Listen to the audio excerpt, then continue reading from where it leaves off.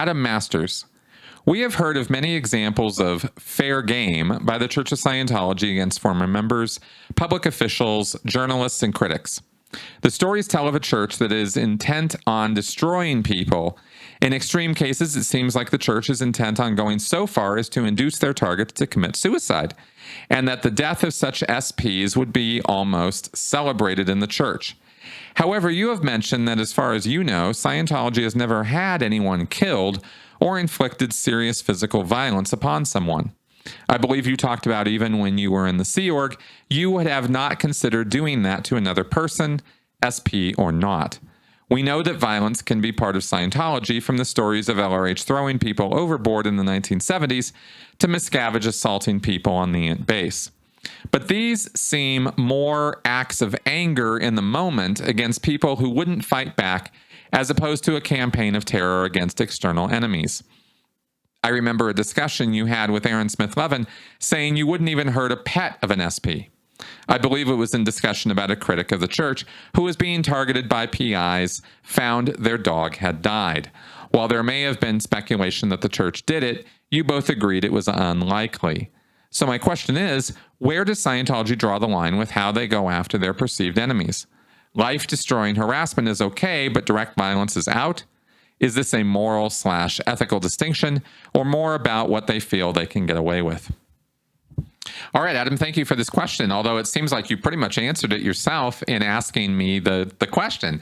Because, I have said, and Aaron has agreed with me, and we both agreed with each other, that, overt violence against individuals is really not pretty much the style of the Church of Scientology. Now, individuals have, there are exceptions to this rule, and I have heard with my own two ears and seen with my own two eyes exceptions to this. I've seen Scientologists get violent with each other. I've seen Scientologists get violent with non-Scientologists. But those, as you describe in your question, are kind of moments of anger. Now, Hubbard overboarding people, though, was not. And I did want to clarify that, because it was not, Hubbard wasn't just momentarily pissed at people and decided on a whim, okay, off the side of the boat they go. Hubbard's philosophy, and we talk about this in my podcast this week, Hubbard's philosophy was that it was only through tough, violent encounters that you cohese a group and you toughen people up and you make a man out of somebody. This is old school OG thinking from his Midwest, or turn of the century upbringing. Hubbard came up in a time when war and violence were something that were good, that were something that you should engage in, and that campaigns of terror were the way that you toughen people up and give them a spine. So I'm not saying this is right or true or real, but this is how Hubbard thought about things. So his efforts to overboard people or engage in campaigns of terror against Scientologists were premeditated and were done with this, philosophy in mind. It was completely wrong-headed thinking, and I'm not even giving Hubbard, some kind of rationale or justification here. I'm simply explaining where his head was at. Now, as far as, harassment but direct violence is out, no, Hubbard also said very, very clearly with coded language that, going out and shooting somebody in the head was perfectly acceptable to him. This was something he jokingly referred to as R245.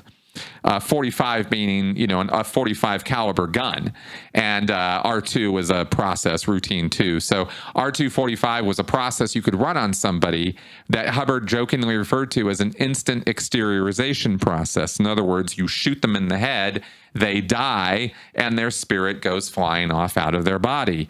Instant exteriorization. So Hubbard promoted, with coded language in his subject, direct violence against people, and Hubbard engaged in campaigns of violence against critics and against former members. That did happen.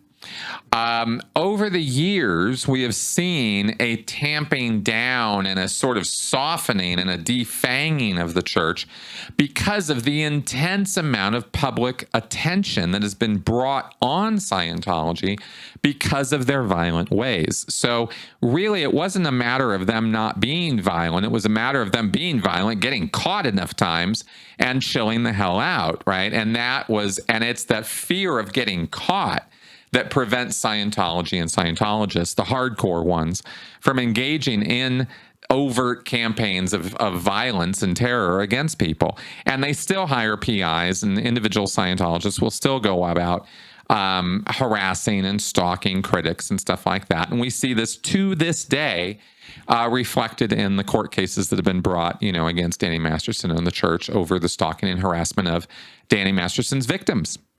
So this is still a thing that goes on. Now, as far as where they draw the line,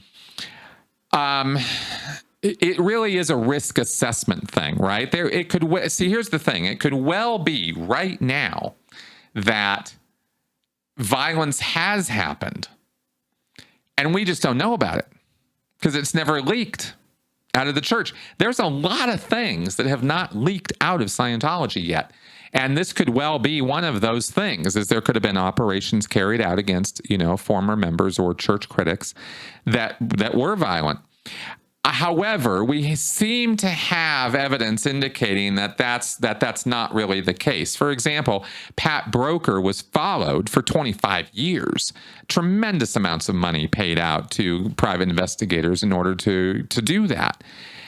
If David Miscavige was really that freaked out and worried and was naturally a violent guy, Pat Broker could have been somebody he could have taken out at any time. He had the knowledge, he had the intelligence, he had the operators there to do it, or he could have found other people to do it. And anyway, so he could have pulled that off if he'd really wanted to. And Pat Broker, if there was somebody, that Miscavige was targeting, it was clearly him. But he didn't do that. We hear about pets being killed, and this could or couldn't be coincidence. We really don't know. But what we seem to hear from Mike Rinder, who used to head the Dirty Tricks division of Scientology, and Aaron's conjecture and mine and others, is that we really just don't see a lot of overt, blatant, in-your-face violence coming out of Scientology at this point. In the 1950s, 1960s, it was a different story. I'm telling you, it was. But now, not so much, because it's just not that easy to get away with. I mean, especially because of this, right? Cell phones, right? These little devices have done a great deal to ensure the safety and security of a lot of people, former Scientologists and critics included. And there you go.